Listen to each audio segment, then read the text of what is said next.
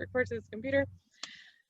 Hello, my name is Shalita Briggs. I am with Psychology and Motion magazine, and we wanted to acknowledge October is Domestic Violence Month, and we have a special guest here that would who's honored us with her presence to share her story, and I'm going to let her introduce herself. Hello. Thank you so much for having me. My name is Temi Oshimoji, and I am a domestic violence and cervical cancer survivor and advocate. And I'm based here in Nashville, Tennessee. Thank you.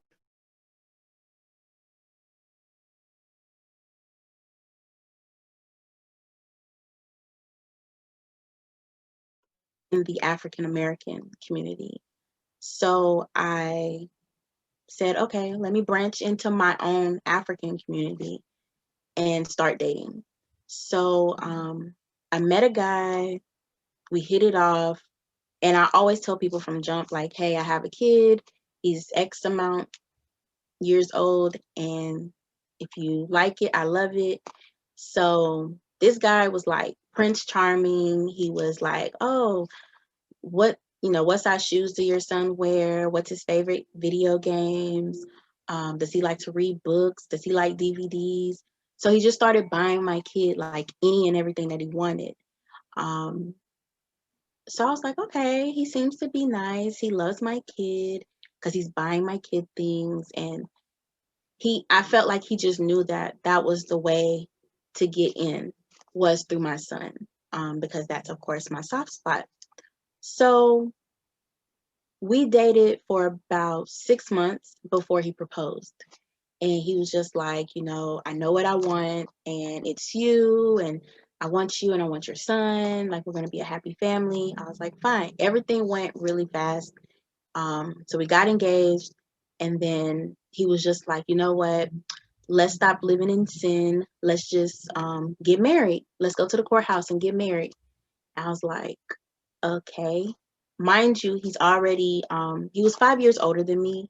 So I was really young. I was, what, 22 at the time. So I was really young, and I've never really he was like my real committed relationship as an adult. So I didn't really know how to date, and I definitely didn't know how to be a wife at that age. So I was like, okay, fine. Let's just go to the courthouse. And we got married. Um, so everything was fine. We were like, oh, we're in love, all these other things. And then my birthday came, and I went to work. I had a coworker who bakes cakes. My coworker gave me a cake for my birthday, like, hey, I want to give you a birthday present. So I didn't want to eat it at work because I wanted to show my husband, look what I got. I got a cake. So I come in and I'm like, babe, I have a cake. My coworker baked me a cake. And the only thing I remember is, like, I don't even know what happened to the cake. He literally just punched me dead in my face. And he was accusing me of, oh, I must have slept with the man to give me a cake. No man would just buy you a cake. And I was like, I was in shock. So I didn't even say anything. Like, the man, that's his side business, is he's a baker. Um, so I literally was just on the floor crying. My son, he came downstairs and he saw me, and, he tried to comfort me and everything like that. And I was just like, oh yeah, mommy fell. It's okay. So I went up to my room because I had never been hit by a man before. Like, so it was a shock. Um, so I started to notice that anytime I wanted to go out with my friends, he would pick a fight.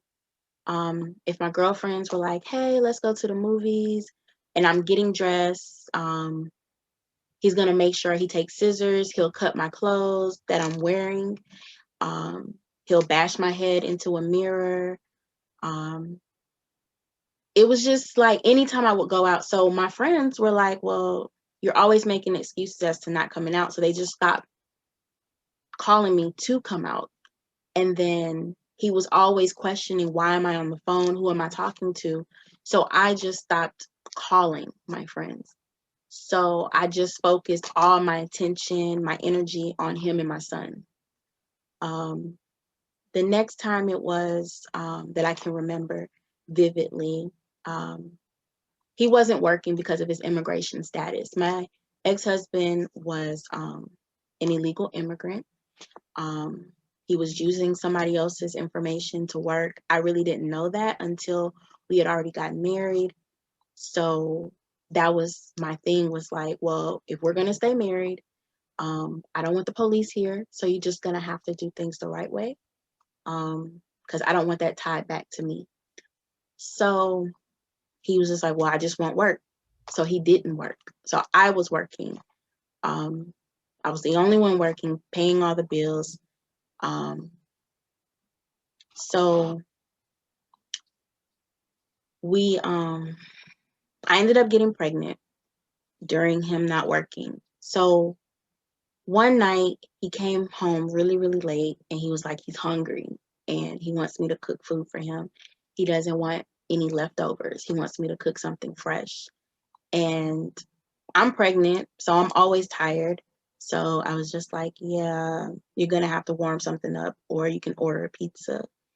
He yanked me from the bed by my hair and he just continuously started kicking me in my stomach. Then he threw me down the stairs. Um, I woke up in like a puddle of blood. So I had a miscarriage. And my son had called 911. The police came, the ambulance came. So I went. He had left the house at that point.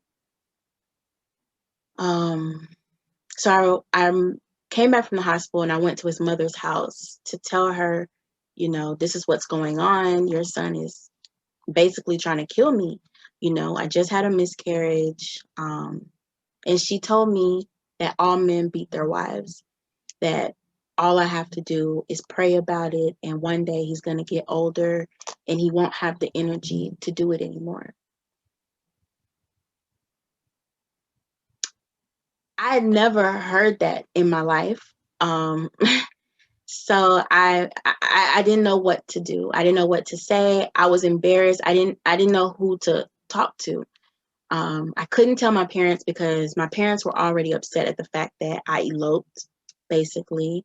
I couldn't talk to my friends because I had already distanced myself from my friends. So I was just by myself. Um, and divorce wasn't even anything. Like the only people that kind of knew were my coworkers because I would literally come to work with black eyes, busted lips, and they would be like, "Okay, what's going on, girl?" And I'm like, "Nothing, we just be arguing." And they're like, "You need to get a divorce." Like, and I'm like, "No, we don't do that." Because in my culture, divorce is not an option. Like, divorce is just equally as bad as having a baby out of wedlock. It's just something that is going to be a double smack to your parents. Like, oh, your parents didn't raise you well. Your parents are the worst parents in the world. And you're going to hell if you get a divorce. That's just how our culture is. So I spoke to my pastor at my church because I started to get more involved in church. Like, okay, maybe if my faith is better, maybe if I do pray about it, things will change. God is going to just do some type of supernatural thing and he going to be a whole new person. So I got into church and I talked to my pastor and he was like, I talked to my pastor's wife because my pastor said that the wife is the one who does the counseling for the women. So I spoke to her and she was just like, well, you just got to pray about it. And that was basically her advice, was just to pray about it. So I ended up getting pregnant again. And well, before I got pregnant again, sorry, we had our official wedding because my parents were like, they wanted us to have a wedding. So um, at that time, we were in a church and it was just like, I don't want to do this. Like, I don't want to fake. I was crying. My dad was like, it's okay, but you got to know that family is here. Family came from Nigeria. Family came from London. We ain't got no time for this. You gotta get yourself upstairs and make it happen. You're already married. So we had our big wedding. Everything was kind of a blur to me. I don't know if it was pregnancy brain or what, but I really don't remember the vows. I don't remember the reception. All I remember was when we got to the hotel room, he closed the door and then he punched me because he said that I tried to take all the shine at the wedding, that I didn't allow him and his mother to have their moment. And I was still like, are you, in my mind, I'm just like, are you serious? Like, it didn't make sense to me. But then I was like, I had to be quiet because I couldn't allow anybody that, because all of our family was staying in the same hotel room. I mean, the same hotel. So I didn't know if anybody was next door. Come to find out, one of my mom's older brothers was next door to us. So he had called my mom the next day and was like, hey, I think you need to check on your daughter because what I heard was not sex. It was like they were fighting. So um, my mom came to Atlanta because that's where we were living. We lived in Atlanta. So my mom came to Atlanta just to spend like a week with us to make sure everything was fine. And that whole time that my mom was there, he did not come home. Um, he said he was on a business trip, but mind you, this man does not work. So after my mom left, he came back and he was just like, oh, well, I was trying to make money and all this other stuff. And, I'm so sorry. I'm going to change my ways. I'm going to start going to church with you and everything like that. Like, you don't deserve what I've done to you. Okay, fine. So things were getting a little better. And then I ended up getting pregnant again. So when I got pregnant again, okay, try not to cry. Sorry. So when I got pregnant, I was mad at myself because I knew that this wasn't love at this particular moment. Like I knew I wasn't in love with this man because he was cheating.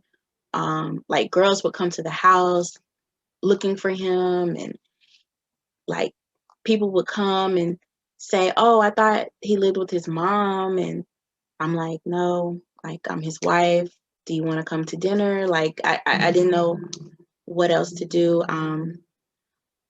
So one day there was a girl that did come to the house, and she was just waiting on our back porch.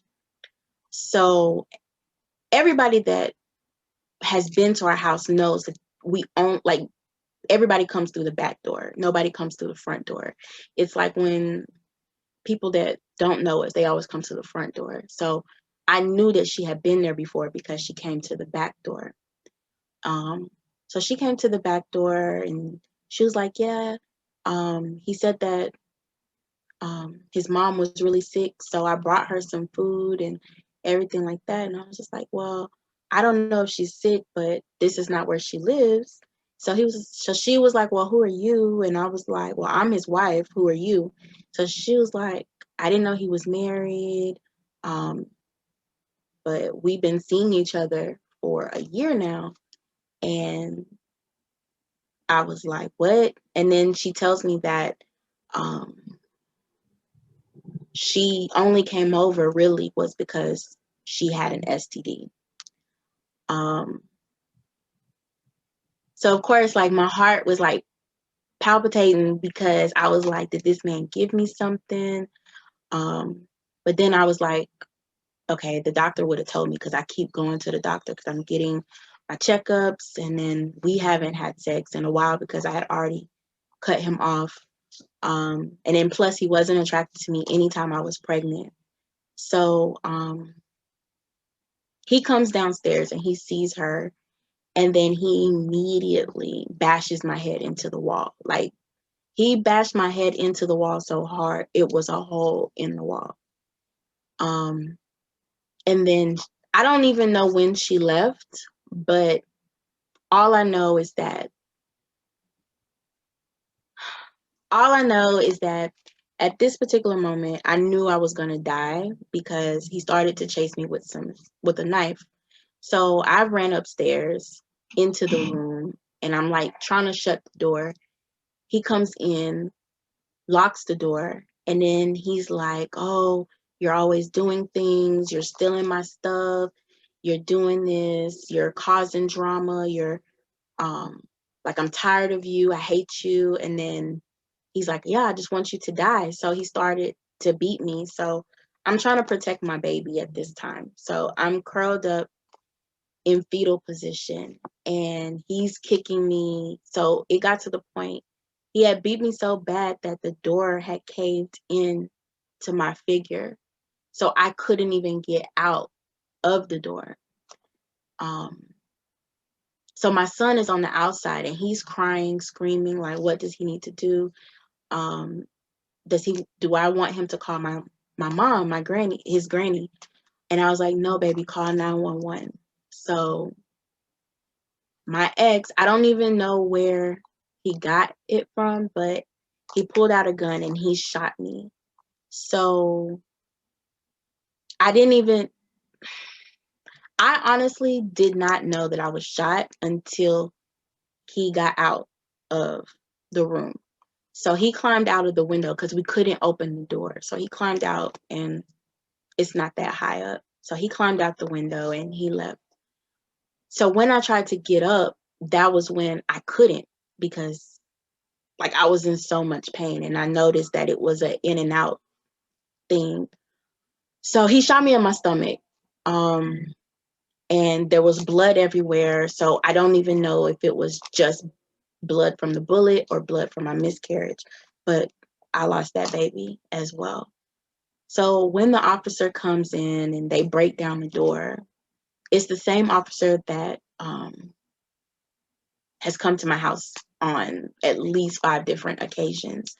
And he was just like, Timmy, I don't know if you don't have any family, you don't have any friends, but I'm telling you, the next time I come to your house, I can guarantee you that you're going to be in a body bag.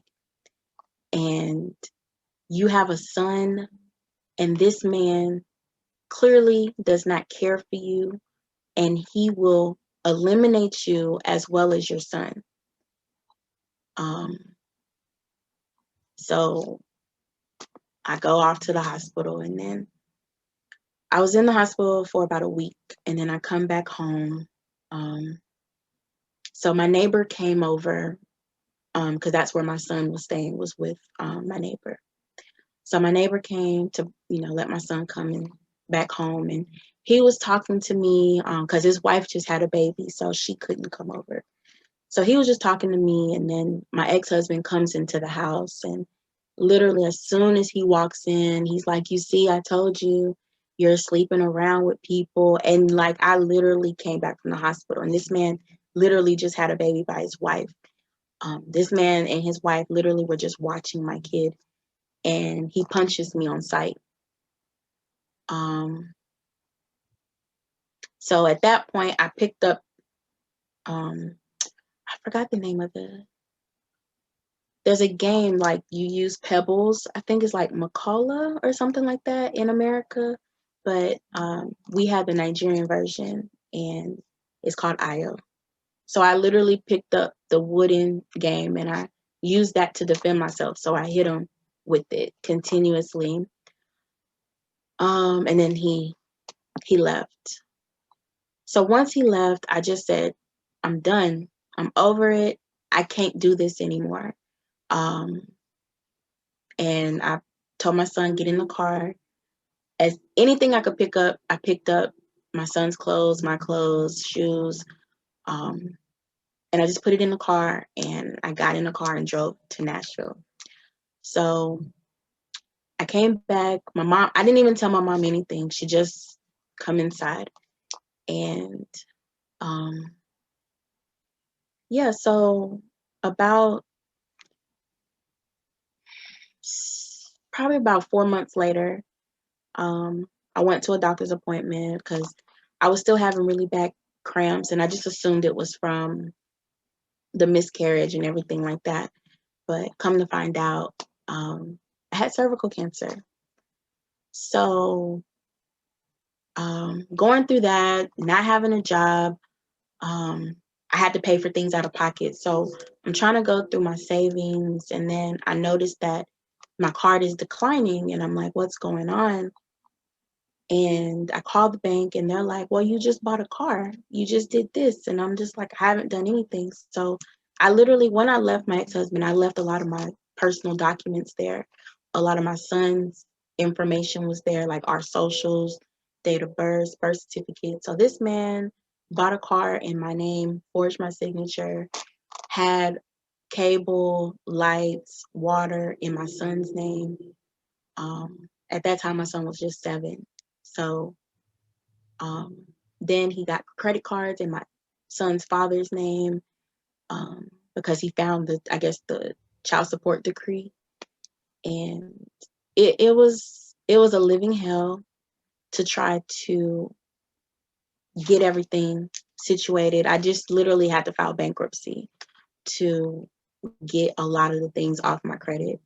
Um, it it was it was so hard because I still have, like, I literally still I still deal with a lot of internal issues because of what was done to me.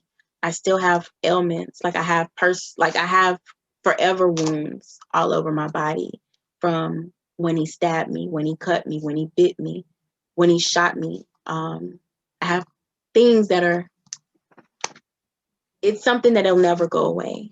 Um, and for me, I felt that I can wallow, I can cry about it, or I can use it as a learning lesson for somebody else that might be going through it. I can use it to encourage somebody or equip somebody so that they don't have to go through it. Um, Domestic violence, as I've learned through speaking at different um, events, um, especially in the Black and the African community, is very, very, very common. And I feel that Black women in general, I mean, women in general, we carry a lot of burdens. We're just stronger than men in that aspect. But Black women in general, and that's just across the world, Black women, we we are the most unprotected species.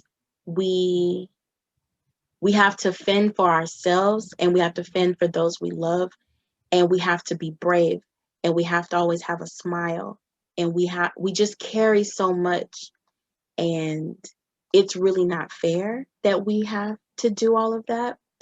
But people just assume that because we're Black, we're stronger, so we can handle it. Um,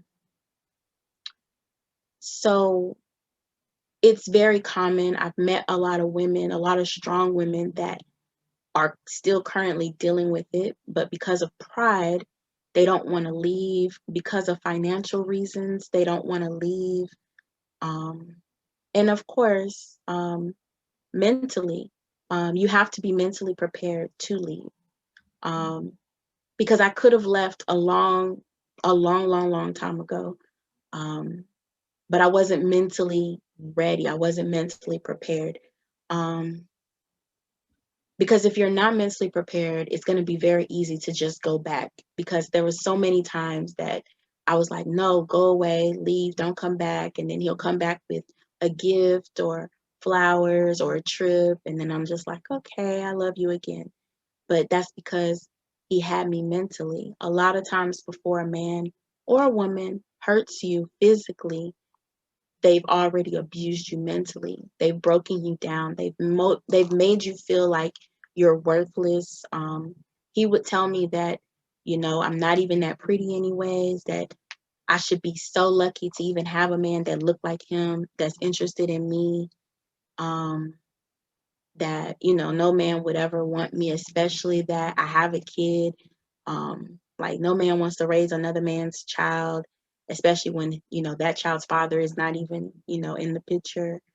Um, he would just make me feel like I was less than. So I was like, well, maybe this is the best that I can get. So that's what I was feeling. And he isolated me from my friends, my family. So I didn't even feel comfortable talking to them while I was going through what I was going through. So those are things that I definitely would tell women is that are going through this, is to make sure that you never, ever, ever, ever, ever kick your tribe out. You have to always make sure you have a forever tribe. And it doesn't have to be 10 people. They don't even have to be all females. But you need to have a tribe of people that you know that you can count on at any time of the day, for any reason. It doesn't always have to be financial reasons, but if you know that you want to call somebody at 2 o'clock in the morning crying, they're not going to judge you. They're going to listen to you and they're going to give you the best advice. So you want to make sure you have those people. You want to always make sure that when you're ready to leave, you can't just pick up and just go in a lot of cases, like spur of the moment. You want to plan it out. The best way to do it is to plan it so that you don't make those mistakes. I wish I had planned it because I wouldn't have left those important documents. So you want to make sure you keep all of your documents in a safe place. If you have to get a safety deposit box at a bank, if you want to, if you trust your tribe, you should trust your tribe well enough that you can even leave your documents with them. Get your going away bag, start packing your things little by little. Keep it in your car, keep it at work, keep it at your friend's house. But you want to make sure that so when it's time for you to leave, it's time for you to leave and you're not leaving anything that matters behind. Um, and definitely, it's okay to seek help. It's okay to seek help. So that's my I'm sorry to story. make you cry. That was kind of, oh my gosh, I think emotionally I was all over the place with that, and I'm so sorry that you had to go through that. And from that experience, other than knowing that you need to have a tribe and being prepared when you know that an out is what's needed, what else can you say that you learned from this experience overall? What I can say that I learned overall is that I'm a lot stronger than I thought.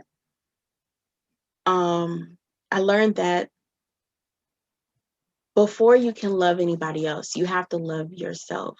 Um, and at that point of my life, I really didn't love myself. I was not impressed with who I was. Um, so I really didn't have any business even being in any type of relationship. Come to talk about being married and saying that I love somebody when I didn't love me. Um, what I also learned is that seeking professional help is okay. Um, I know that in the Black community, it's kind of looked down on to seek professional help. It's like, what's wrong with you? Like, you be all right. Like, drink some water. It's okay. Like, smoke a cigarette or smoke something and you be all right. Drink. And I'm like, those things can numb your pain for only a few minutes, hours. But yeah, no, it's not gonna, yeah, no. Because I've tried everything. It got to the point I wanted to kill myself. I not committed, but I attempted to commit suicide multiple times. And I was just like, each time it was, who is going to raise my kid? Um, like, I'm all he has. Like, we're a combo. Like, that's it. It's just me and him. We're like one and two. So I seeked help. And that was something that was the greatest thing that I could have ever done. Um, was seeking help, somebody that was not in my circle, somebody that I knew was not going to judge me, that my story was not going to go down the gossip mill. It wasn't going to be used against me. And then I was able to find a child therapist for my son. And then we did family with me and him. And I was able to see what he was experiencing because I didn't even know that, you kind of think it's just you, but then you find out that, hey, this little person is also seeing what's going on and they're being affected as well. So therapy is something that would, I don't want to say require, but I would definitely tell anybody that is going through anything like this, even if it's not as extreme or if it's worse, um, seeking professional help is necessary. Um, I, I don't want to say that that's the only reason that I was able to get past it, but it was definitely one of the reasons. I'm not a fan of being medicated, because that's what they, of course, give you medication. I'm not a fan of medications because I don't even like taking medicines when I'm sick, but um, it was something that was needed. It was needed, and I'm for it. So. Right. How would you say this experience overall shaped you as a woman? Um, shaped me as a woman, and I would say that it let me know that I'm worth so much more. It let me know that it let me know how to be loved, by showing me how not to be loved. Um, it let me know the signs to look out for. It let me know, um, it's okay to have your guard up, and then it's okay to have your guard down when you trust somebody completely. It let me know not to allow just any and everybody around your kids. Um, I think it really showed me how strong and driven I am. So, Oh my gosh. I'm like emotionally moved over here and I'm trying to keep my composure. What would mm, you say are some of the most common questions that people ask you, just being a domestic violence survivor? What would you say are some of the more common questions that you're asked? so common questions would definitely be, how would you like what signs would you look for? Um, how how did you bounce back? Um, let's see, that I haven't already spoken or that you haven't asked me. I think those are like the most common. And then, um, would you go to a shelter? Um, those would be like the most common ones. And what are your usual responses to what are those flags that women should be aware of just to look out for if they've never or are unaware? Maybe they grew up in a situation similar and it's something that's common for them and they're not really aware to, hey, this is a flag and I need to make sure that I'm paying attention to this.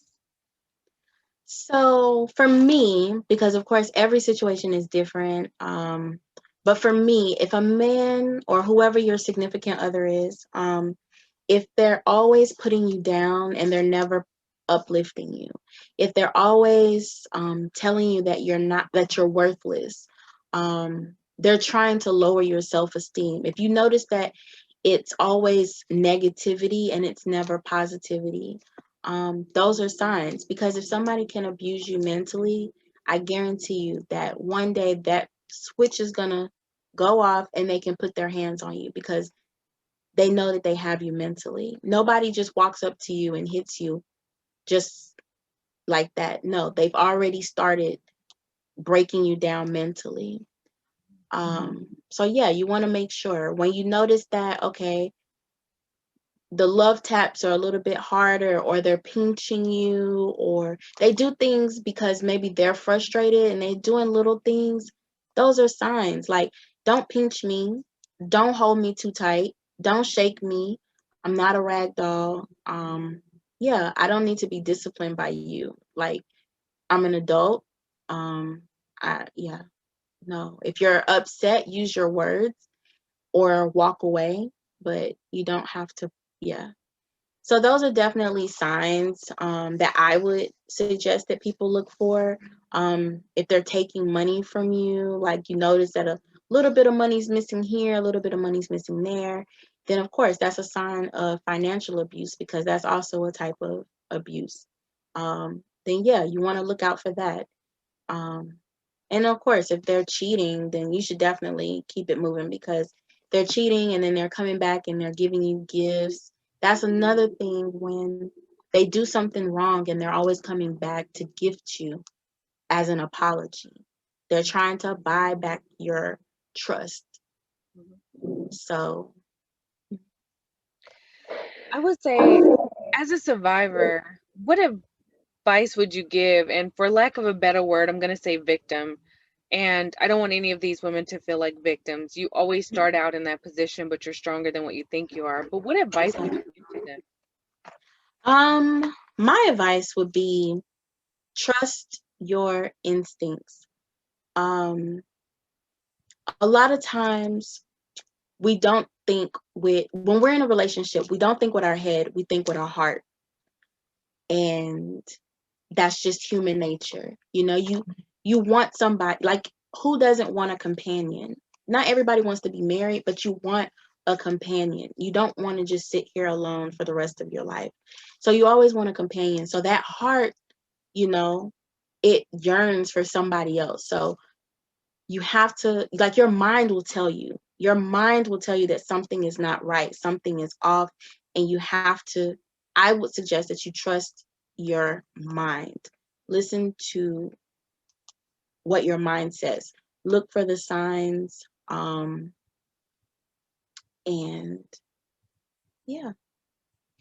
I think that that's great advice. And I would say, with that being said, and your family looking back and hearing your story, what advice would you give to someone's loved one who may have someone that's going through it, and just for them to be able to recognize the behaviors of someone who may be in that particular situation, and what should they do to try to help? Like, what advice would you have for the loved ones of a potential victim? For a loved one, I would tell them, first of all, no judgments. Because that person that's going through it doesn't need to be judged by anybody, because I guarantee you that person is already being judged at home with their significant other that's abusing them. So you need to be with open arms, um, ready and willing to accept them, to comfort them, and to listen to them without any judgment. Um, Help them maybe, finding a place for them to live, a place for them to work. Um, if they just need a place to cry, definitely just be there. That's the biggest thing, is just to be there. Be there 100%. If you know you cannot be there for that person without passing judgment, without passing blame, without giving them that blanket statement that everything's going to be all right, without showing them how everything is going to be all right, um, then don't volunteer to be their person. Now, with that being said, we've crossed the personal lines, but we all know outside of that, everyone has jobs and they have other things that they have to deal with on a day to day basis. So, when we bring professionals into this, what advice would you give in regards to therapists or doctors or employers on how to deal with the victim and or help in any way or offer any type of assistance to that type of person that's in that situation? So, what I would always, so working in corporate America, I've been blessed to work with companies that have great EAPs, employee assistant programs, and a lot of times they come with a few hours of some counseling sessions. But I feel that they should have a domestic violence section because not all therapists deal with domestic violence. Not all therapists are equipped or knowledgeable in regards to domestic violence. I also feel that with therapists, we do need more therapists that maybe go down the holistic approach because not all people want to be medicated. And I'm one of those people. I don't like to feel like I'm not myself because that's what a lot of antidepressant medications will have. Prozac had me feeling like I was in La La Land. I didn't feel like myself. Um, and that was I stopped taking it because I was like depressed. So I didn't like the way I was feeling. I am a person that uses their words. Um, and I'll just use my words. I learned to meditate. I learned other things. There's other alternative methods in regards to therapy. So I think that a lot of providers should also look into that. But I do also feel that employers should implement a domestic violence type situation where if you do have to call a hotline, um, you can still be anonymous, but of course your supervisor will know that it's you. So that if for any reason you're not able to come into work, they know why. If for any reason you're not able to come into work and you have a history, they can now send somebody to come check on you because there's so many people. I actually know somebody that has passed away and nobody knew that she had died until a week later. Her job just fired her for no call, no show. She was in her home dead because her boyfriend had killed her. Um,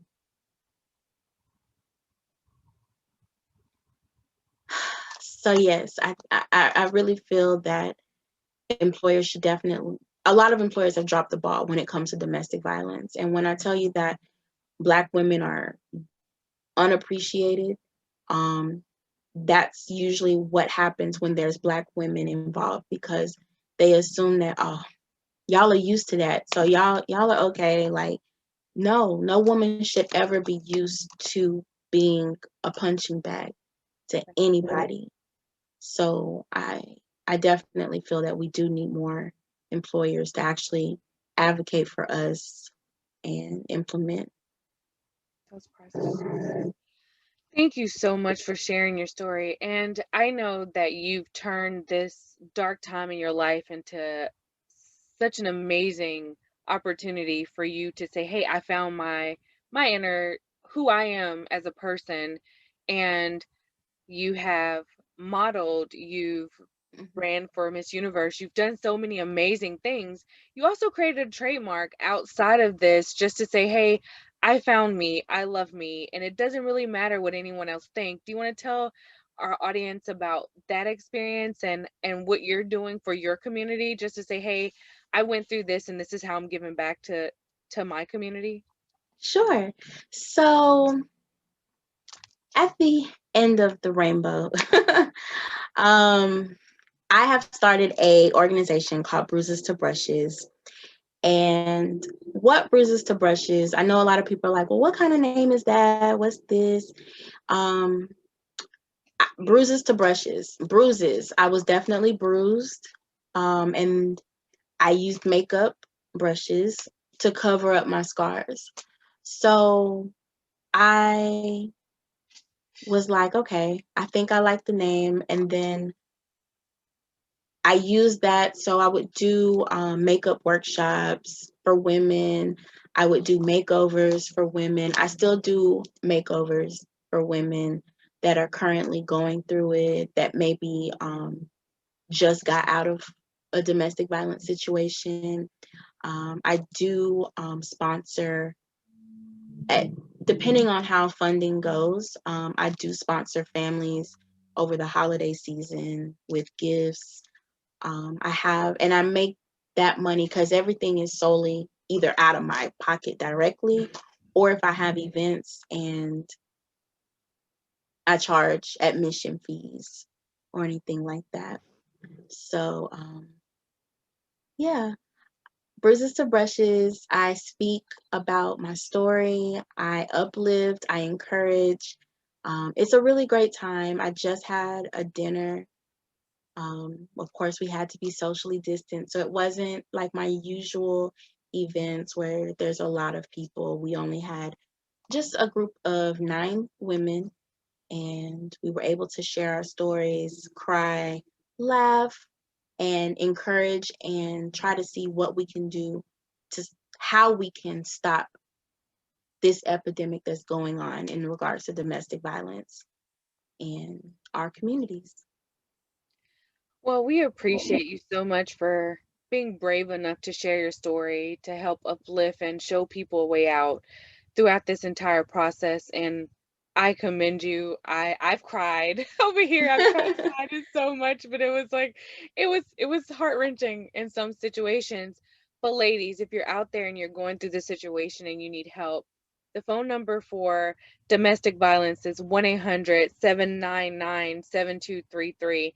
One of the websites that you're able to frequent if you're going through this, I'm sure there are a ton of them out there, but it's victimconnect.org. And please follow up with Timmy on any of her ventures that she may have going on and any type of outreach that you need. Sometimes it's just more or less of finding out, hey, I genuinely have a problem, and it starts with you. And we know that it's a thing. It's domestic violence awareness month, and we just want you guys to be aware that this happens. It's not just you, and it's okay to reach out for help. There's nothing wrong with seeking professional assistance. Just talking and getting it out, it goes a long way. And I know in our community there's a stigma with getting professional assistance, and it should not be. A lot of times it's about getting to the root cause, and as an individual sometimes it's hard to find that on your own. So I applaud you, I commend you, I admire you, and thank you so much for sharing with us. Was there anything else that you would like for our viewers to know before we end our interview? Um, no, just know that you can always get out of any bad situation, and never give up on yourself. You are stronger than you know that you are. Well, thank you guys so much. And please tune in for our November issue of Psychology and Motion magazine. Tempe, thank you so much for the opportunity to interview you. You've been amazing. Thank And guys, please follow her on social media, and follow Brushes for Brushes to you, Bruises? Bruce. Bruce brushes. Bruises to Brushes? Yes, we're going to cut that. Make it nice. Yeah. Okay, so